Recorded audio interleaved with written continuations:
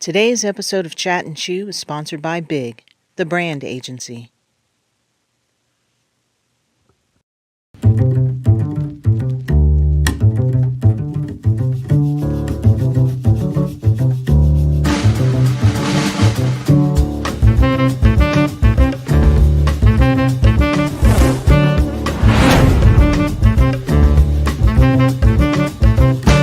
Please make sure you follow us on Facebook, like and subscribe to our YouTube channel, and of course, hit the bell to activate notifications that will remind you when we're on.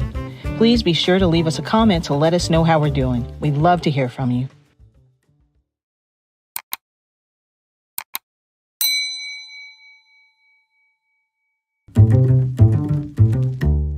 Welcome again to another episode of Chat and Chew, our weekly broadcast. I invite you to come and be a part of our discussion today. If you are watching us from Facebook, please continue to watch us. Our YouTube, don't hesitate to go to that little button on the corner and subscribe for us so you get indication when we're going to be on. Also on Instagram as well. I'm very excited today about our audience. You're going to meet him in a second, but we've been working together to some degree with art for a couple of years, and we can get into some of the things that we've done together. But I want to welcome our audience again for the next 30, 35, 40 minutes. Please join us as we talk about art and tie that into fathers and everybody. So welcome to our studios today is Mr. Eric MCray. Thank you for coming and being with us today. Thank you, sir. Appreciate the offer and appreciate the opportunity to be here. Yeah. So I'm going to let you tell you a little bit about your story, but we attempted to do this back in the fall. Back in October. Yeah. Our studios, there was a quote, a guy used to, I forgot his name, and it'll come to me. But he said, anything worth doing is worth doing poorly until you can do it well, right?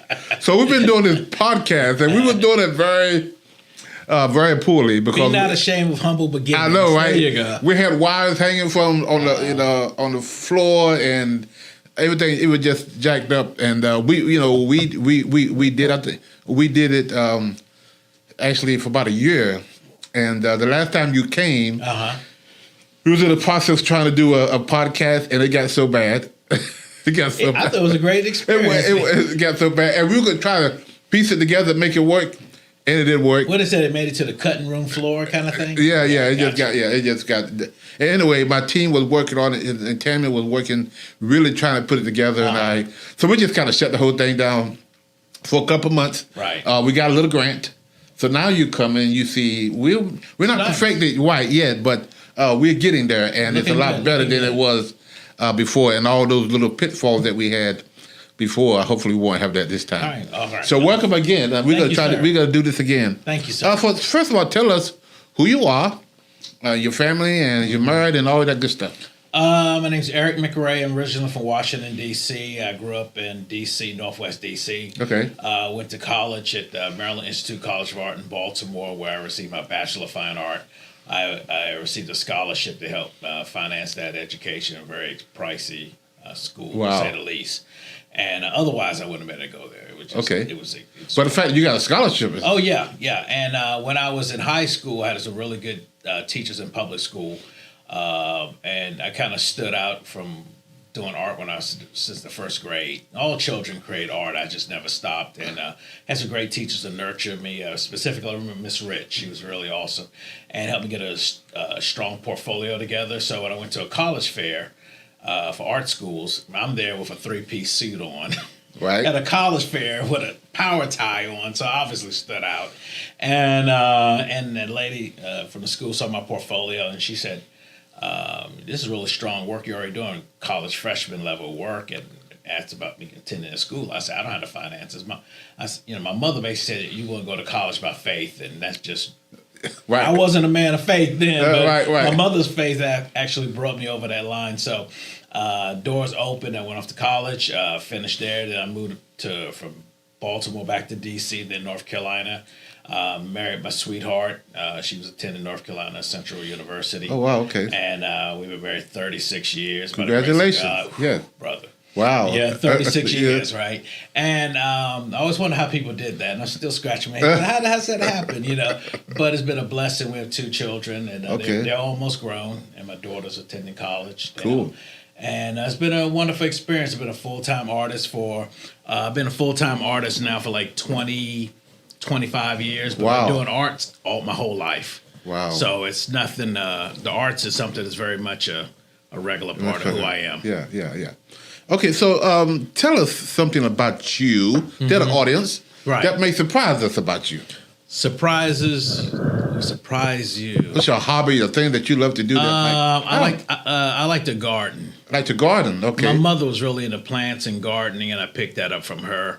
I'm very entrepreneurial. My father was owned a cab company, and my grandfather was a farmer here in North Carolina. So very entrepreneurial, right? And that's part of the reason I have had success as an artist. I understand art is a business as well. Right. But when I kind of let my hair down and kind of do nothing, I'm messing with some plants. Or something. Oh, okay. I like to see things nurture and grow. Right. Cool. Art has been a part of.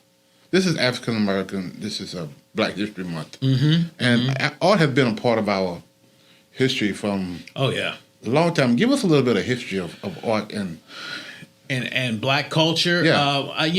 I studied African American art when I was in college, and the difference between Western perception of art versus you would call a more traditional African perception was that art was utilitarian. It wasn't just like, I made this thing and I hung it on the wall or I put it on a pedestal. You had traditional ceremonial mask and all kinds of items that were carved, immaculately and created for use. So the difference was that when in the tribal African culture, the artist was also the shaman. Really? Yeah, he had his dual thing. He was a spiritual man as well as a creative man. Okay. And so when I kind of got that revelation of that the spirit as well as the natural world were there in the arts, and you see even in a more secularized world, heard somebody said that it was this quote. They were talking about the New York art scene, and they said that the museums were the new churches, and the artists are now the saints. Wow. In a secularized world. So people tend to want to connect some kind of spiritual or emotional connection to creativity. Yeah. And so art is a part of all cultures and all people. But for the Black experience, so as we were implanted in America, that's a nice way to put it. Right. Right. But through our heritage, we always created. And so when Black artists in the 1800s were able then to learn Western painting, and they were painting these great works and paintings and landscapes and portraits. People didn't even know they were Black. And then until you had an artist named Henry Oswald Tanner. He was a Black artist, tremendously great painter. And so through it, and people knew he was Black, and of course he faced certain discrimination and so forth. So when you get into the 20th century, and then you had the Harlem Renaissance, which is this explosion of creativity. You had Duke Ellington, and you had Count Basie, and all these people creating art, and all these geniuses, Langston Hughes, all these people writing him. And then you had artists who were producing art during the Harlem Renaissance, and it was just two different veins of creativity. Some artists were like, we have to push back against all the images of the mammies and the pickaninnies and all this stuff. Right. And all these artists were painting these works that were almost like Black Norman Rockwell pictures. Wow. Where they showed this idealistic view of us that humanized us. Right. And then there was other Black artists who were then making non-objective abstract art that kind of dealt with the psychological, the spiritual, the intellectual aspect. But all of it ultimately funneled down to where we are. So you have this wide range of creative people, Black people who are making art. And so then the question becomes, what is Black art? Does it have to have a picture of a Black person? Or does it have to just be made by a Black person? So all these questions come up, and I don't have the answer for all that. How did art help us endure slavery? Was there a connection there? I think anything during that period, everything was destroyed or limited to being able to create. But when we obtain our freedom, then you start seeing folk artists, untrained artists, people just in a natural spirit were more free to create. And there's some rare things that have been found that were artifacts made by slaves that were kind of hidden away, because anything that showed a sense of humanity or their own sense of culture was destroyed or punished for. But when we obtained our freedom, and then during the Reconstruction, and then into the 20th century, and we became more affluent, right? Because you had whole communities of successful blacks and businesses and doctors and lawyers. Right. So in that, the arts and creativity just exploded. Wow. Jazz music. Yeah. I mean, just so much happened. Yeah. So it's been our journey. Yeah. You know, as you know, we work with a lot of men, a lot of fathers, and it's art. It's very, very therapeutic. Oh yeah, definitely. Tell us about that. I mean, I was gonna make another point, but tell us how therapeutic is art. Well, I mean, I teach. I do workshops, and I've done some with you, right, and with your group. And I think everybody wants to be able to express themselves. They want to be heard. They want to be seen, and everybody has their story. Right. And thus, when you give somebody a pen and paper, or just remember the old days when you sit on the phone, and you know when a phone was connected to the wall, right, and somebody sits there and you're just doodling, right, and so basically it's a fancy way of, the intellectuals would call it psychic automatism. Basically, a free flow of images and thoughts and little things. You're doing a star, and you draw a cat, whatever. It's a free flow of your thoughts being put on the paper.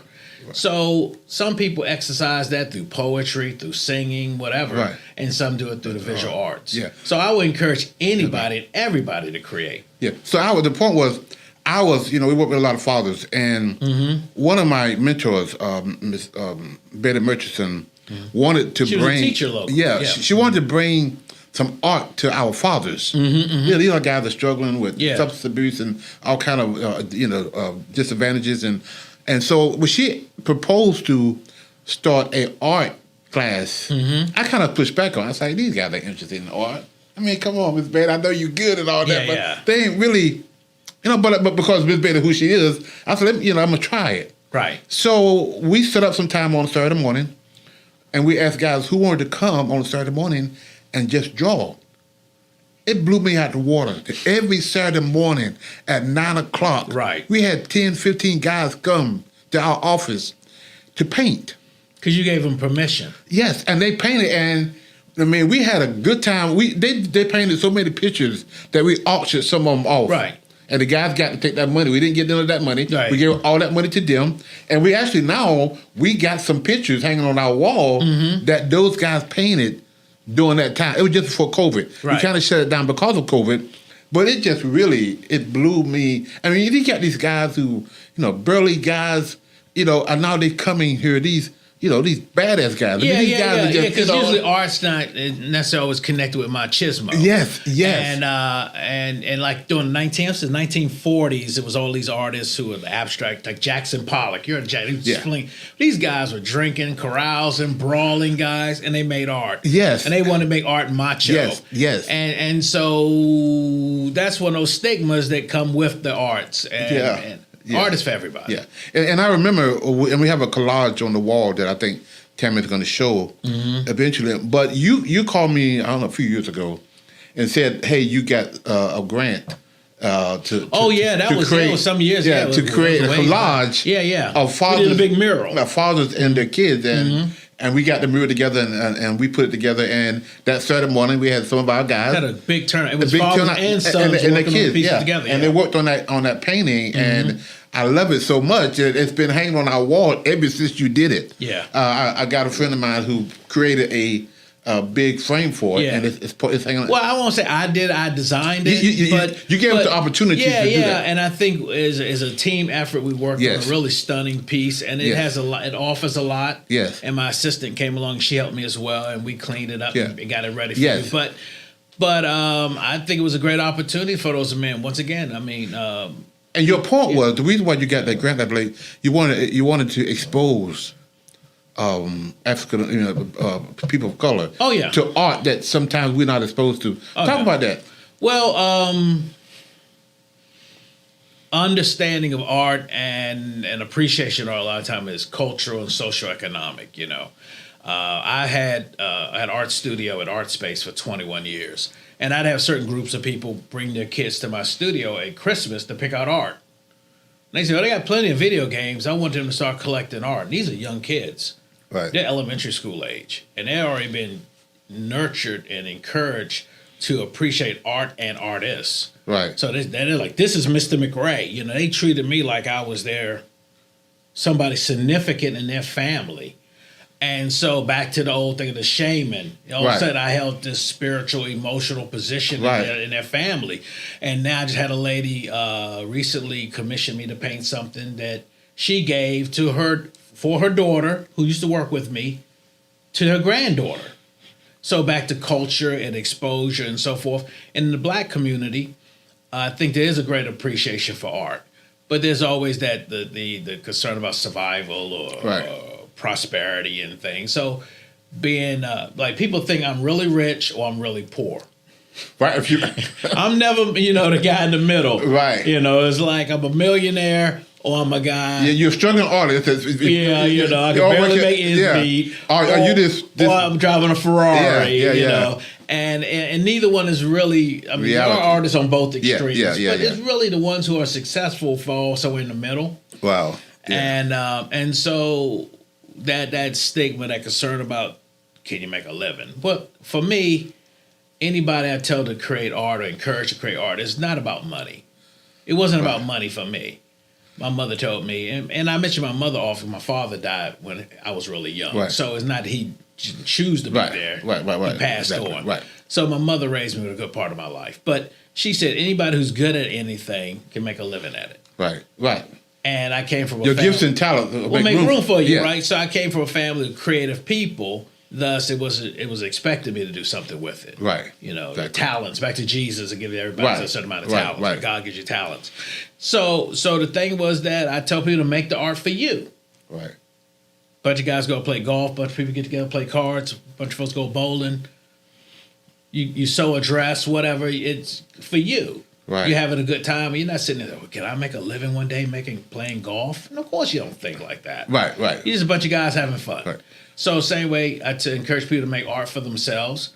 And if you happen to somebody comes along and says, well, how much is that? Like you sold all those pieces, auctioned them off. People saw value in it. Right. That wasn't out of pity. Right. Because people don't really care that much. They're like, and they bought it because they liked it. So they invested in somebody else's creativity. Yeah. We had a room full of people that day. Yeah. And we had these paintings out on the table, and people were just like, grabbing them up. Yeah. They didn't take long. What really inspired you to get into the art? Wow. I don't think anything inspired me as much as it was natural to me. Okay. Everybody has a certain gift or skill set. Right. Like I had some friends who were great in athletics or somebody who could just sing easily, For me, creating images and so forth, when I was in the first grade, a teacher asked a bunch of kids, do you, who wants help with the bulletin board? I was real enthusiastic. And whatever I created was about Rumpelstiltskin. And they rant and rave about it. I had this epiphany that my art or my creativity had a value beyond my own personal joy.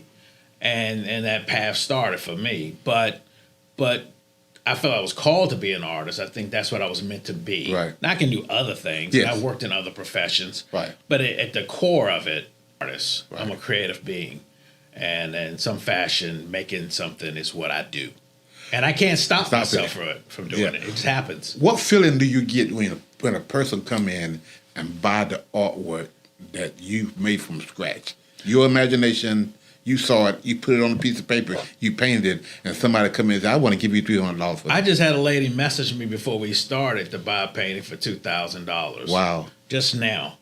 So I'm happy. But, it's I think it's a mixture of feelings. It depends on what the painting is, what am I doing, who am I doing it for, what's my emotional connection to the piece.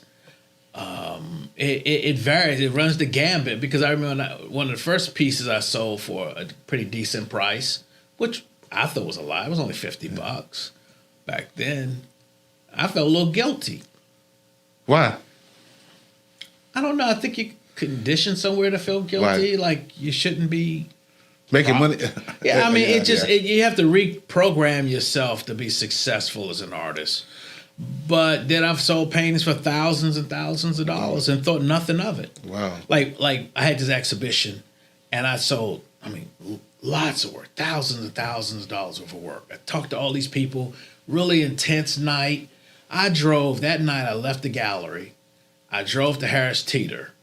Went to Harris Teeter, got me some grocery store sushi, a Snapple, sat in my car and looked at the street lights, that glare, and depressurized. Wow. I told my son that story, and my son said, "You made all that money, and that's all you did with it?" That's why I had responsibilities and stuff. He said, "You got to learn how to take care of yourself a little bit better." He'd had a different game plan, A celebration wouldn't have been with some store-bought sushi. Yeah, it was just that time alone, and that's that kind of reflection. But there's a lot of gratitude. Right. Fundamentally, I think in every situation is a strong amount of gratitude, because I don't take my blessings for granted. I don't take my God's provision for granted. I'm thankful I can do what I love. I'm thankful that people appreciate what I do and they're willing to trade their sweat equity for my sweat equity. And so I think at the core of it is always gratitude. So you took your natural gift. Yes, sir. And you kind of grew it. You made it. How did you do that? What training did you get? Public school. I had an opportunity to possibly go to Duke Ellington School of the Arts. I'll be honest, I was a little too lazy to take the bus all the way across D.C. every day to go to school where I could walk to the local high school. And because I stood out in that environment, I got even more attention. And the teachers who really were hungry for good students really just glommed onto me and gave me a lot of one-on-one attention. So I was spoiled in that sense. Right. And then I had a family that encouraged me. My community didn't encourage me. My neighbors didn't encourage me. I took a lot of slings and arrows from my peers and people in the community. A lot of negative connotations, all kind of things. You never do anything, but you never amount to anything. Right. But my brother, my mother were extremely encouraging, and my teachers. Right. And that gave me the impetus, the faith, the courage to keep pressing on, and as things opened up and more opportunities, then the validation started to appear, and eventually the naysayers and the critics and so forth, like, "Oh, I always knew you could do it." Right. Thanks, I appreciate it. Right. Growing up, we watched JJ. Yeah. Oh yeah, on Good Times. And Good Times, and he had all these Afrocentric picture that he would paint, right? And that was that was my ideal of a good artist, right. So in the world we're living in now, with AI involved, what do you think? And how that is affecting the artwork that you do or other artists do, like the JJ artists? Right. How do AI now come in and? Because somebody sent me a picture and I knew it was generated through AI, and I looked at it, I was like, I like this, but it's not. It don't look authentic. I'm not. I'm not knocking AI at all. Right. But what do you see AI, and how is that gonna change things? Art's always been involved, and technology's always been part of art. All the way going back to the Renaissance, had this thing called a camera obscura, where you look through it, altered picture, altered everything, so you almost make it like a photograph. Even before photography, then photography came along, and computers came along, and now you got AI. So creative people find it. That's the internet. And I tell people, young people who's out, you have more opportunities than ever now with computers. Right. My daughter studied being an industrial engineer. She wants to be able to make a better looking microphone or whatever. So the thing is that now with the internet, you can do print, you can do web-based technologies, internet-based technologies, or art creativity, and then you have print media, which is less and less. Everything you see in your watch or clothing, how this looks, everything is a creative impact. All the icons on your smartphone. We're going back to hieroglyphics. Wow. If you think about it, just like you're not even reading words anymore, you're reading hieroglyphics. That means book, that means food, that means this, that, and other thing. Right. So when AI comes along, depending on where you're positioned, is how you capitalize off of it or you work around it. I produce a lot of fine art. So the people who are interested in me don't want something that is an amalgam of copywritten images assembled together by a computer. Right. But if somebody wants a quick, fast picture that they can make up or some content, they may use AI. So how would AI kind of affect copyrights if it's pulling images together and There's a lot of copyright infringement because if you're creating imagery, an AI image from your own imagery, it's acceptable. If I'm creating AI imagery from a plethora of resources, now I'm violating a multitude of copyrights of various artists, or even your personage. Your face could end up in something, and now you have a right to your face. Right. I can't just take your face and put it on a product or put it in something without your permission. Right. So that opens up a whole new can of worms for the lawyers and the legislators to battle. Which was another question. How are they gonna monitor all these infringements of copyrights? Well, I mean, you think about with the internet, people are everywhere and things everywhere. So the age of total privacy and total integrity when it comes to ownership is blurred. Right. And like I said, that's for the lawyers and the legislature to fill out, to fight all. I mean, like how people Yeah. fight over any kind of advancement in the civilization. Yeah. So I mean, that's gonna obviously. So what would you say to a young person now or to a parent for that matter, who see your child having some skill sets Right. that maybe can be developed? What would you say to that young person and developing that artwork? And what would you say to the parents? I would tell them to encourage their child. I would tell them not to be fearful. I would tell them to have a kind word. I would tell that parent that it'll keep their kid out of a lot of trouble. Wow. How so? Because, you're not going to be on a street corner doing art. Right. Unless you're doing graffiti art. Right. Odds are that child's in your home. They're in a place where you can monitor them. They're doing something that's creative. Like my son likes video games. And he'll show me something he designed on his game, and he can buy these skins and all this stuff. I said, son, I used to take notebook paper and colored pencils, and we drew things, and we made physical things, and so that's all changed because of technology. But the reality is you're going to be in some place focused in and creating your vision or telling your story. I mean, making a comic book or making a painting or whatever. So all those things come into play. Right. So tell us. I know I've been reading about some of the stuff that you're doing now. Mm-hmm. Tell us some. One of the things I read about was something that you're doing at Pulling Park. Yeah, I'm part of an exhibition of African American artists at the Pulling Park Art Center. I have it's about 7 of my non-objective abstract paintings. They kind of look like almost like sunsets, landscape kind of thing. Really, it's called my Month and Year series. That's there, and then I'm part of another exhibition at the Garner Performing Arts Center. Okay. It's another exhibition focused on African American art. A lot of great talents in that show. And then I'm in another show with the Raleigh Art. I can't remember. My apologies. Raleigh Film and Art. Okay. This brother will be a massacring in his business, but my bad. But as a show, it's at Dick's Chapel on Dick's campus, so it's a large exhibition as well. And I'm doing something in Fayetteville. I have a solo exhibition in Fayetteville. 36 works there. Wow. In Fayetteville is at Fayetteville Tech Community College. Right.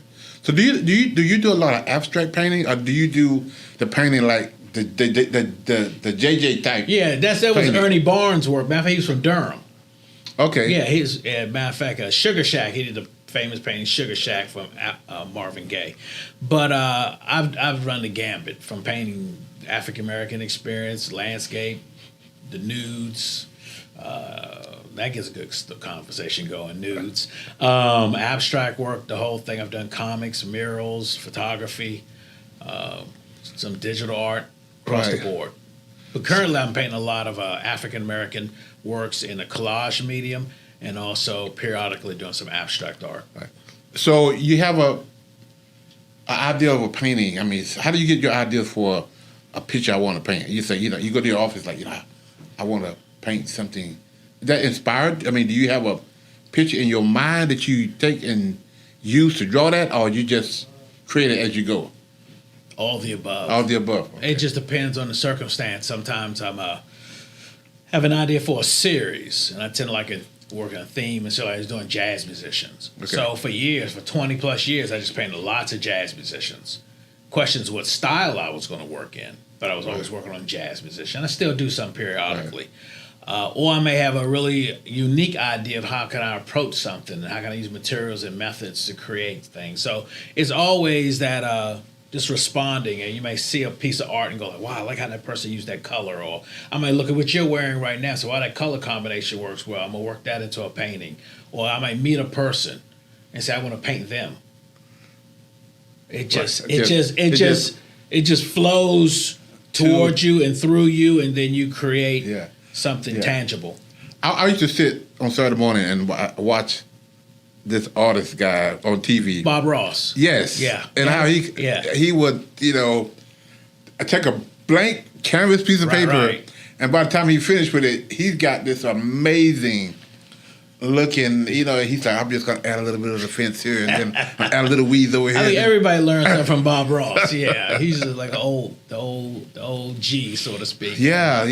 I learned how to paint rocks from looking at Bob Ross. How to paint a really successful rock. That sounds really trivial until you have to paint a rock. Really? Wow. Some artists now, I'm watching Facebook, TikTok, whatever you call it. Yeah, TikTok, and Instagram. And you see this guy who creating a painting upside down. Right. And when he finished with it, he's painting it. It's like, it's amazing how... I've done something like that. Wow. Yeah, I've done that kind of live performance painting. Yeah. I've done a little bit of everything, friend. Man, it's ways, when I look at that, people do things, I go, okay, he did this, that, and already I'm processing how I'm re-engineering his process. Right. And any great artist is basically observing and absorbing. They're going to see somebody do something, how they do that, how they apply that technique. Yeah. So is there a connection between grief? Can be people who are going through a lot of grief, a lot of losses, could art play a major part in healing, if you will, and getting through? I have one of my students, she is a therapist, like an art therapist, and she uses art in her therapy sessions. I don't do that directly, but in the workshops I teach, a lot of times students come there with their own experience and their own I don't want to say burden, but basically something they want to say. And for me, my art has worked like that. Matter of fact, I lost my brother many years ago. He was murdered. And strange enough, I painted this painting called a Song for My Brother. And it was this jazz painting. And it was a silhouetted figure that looked almost like my brother a little bit. And he's playing a trumpet or something. So it was American Tobacco Campus, I think, bought it. And but how the figure looked, it was like he was playing a sorrowful song. Wow. And that's how I dealt with it at that time. But now I'm working on a piece 20 years later where there's a target on him. Wow. Yeah. And it's a very heavy piece. And my son came in my studio and saw it, and he was like, Dad, what's that about? And I told him, I said, it's about your uncle. So anytime he walks in there, he looks at the piece, and he just like, that's deep, Dad. And he'll just leave. Yeah. Because there's a story behind. Yeah. A very weighty story, a life story in that work. And so art has that ability to address the range of the joys and the challenges of living, of life itself, What is your tragedy, your hardship, your burden? What is like when my daughter was born? Man, everything was pink. Jazz musician was pink. The mountains were pink. The water was pink. Everything was pink. Right. I said, who's gonna want all these pink paintings? I could care less, man. I was just the happiest man in the world. Yeah. 40-year-old man having my first child. I'm the happiest man in the world, and everything was pink and powder blue and yellow, and I never really used paint much in my work until then, and I was just celebrating my daughter, and people gobble those paintings up. That's amazing. That's amazing. Yeah. But on the outside looking in, you wouldn't necessarily know that's the reason why. Back to my brother, whatever. That's reality. Yeah. It's my story. Yeah. So this is, I guess, we're gonna have to wrap up. So is there a story connected to all of your painting, or just certain paintings? Every painting. The question is how sophisticated, or how deep it is. Or how deep it is. Yeah. Sometimes it's good morning. Hey, good morning, Glenn. Or like, Glenn, we need to talk. Right. There's two different levels of communication. Yeah. And some paintings are just like, Merry Christmas. And others like, man, I got to tell you what I'm going through. Right. I need your prayers, you know. Yeah. So it's a different kind of level of complexity. Yeah. So, Eric, we're coming to the end of this, and we could talk for on and on. I got another lot of questions to ask you about painting, about artists, but my team is telling me it's time to wrap it up. But tell our audience how they can get your work and how they can contact you and all that good stuff. If you're interested in seeing some of my work, you can go to my website, ericmcray.com. That's spelled EricMcray.com. That's 1C, ericmcray.com. That's my website. I'm also on Facebook, Instagram, YouTube. But if you go to my Facebook and my Instagram, you can see my works there as well, but primarily my website. And if you want to email me, my email is eric@ericmcray.com. If you're a texting person, my phone numbers are everywhere. So it's 919-614-2174. Shoot me a text. And that's where you can see my work. And I'm in lots of collections and here, there, and everywhere. Yes. Great, Eric. Thank you so much for coming, man. Thank you for having me. It's been a wide open discussion. I love it. It was your art ability has been amazing. And thank you for the opportunity to come and share with our audience the work that you're doing in the community. Well, I appreciate you having me here. Thank you. Yes. And to my audience, thank you for joining us. And I'll say everybody have a safe time, and we'll see you later. Here's 3 ways you can support our Dads at a Distance initiative. Give a copy to a family member, our friend. Donate monthly, a book monthly, 5 books monthly, how many books you want to do monthly donation. Reverse book signing, your church, your business. You can make a donation go to our website at www.afatherforever.com and go to our PayPal at Fathers Forever. Our Cash App is $Fathers Forever. Make your donation today. Please include in the note section, include DAAD. Again, include in the note section DAAD.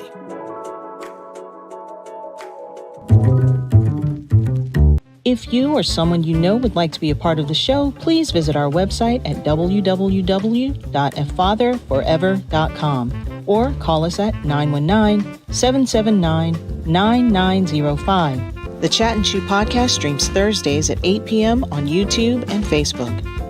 To schedule a reverse book signing or to find out more information about how you can become a part of the programs you heard us mention today, please be sure to stop by our website as well. Hello, everyone. This is Glenn Warren, founder and executive director of Fathers Forever. I want to share an alarming reality with you.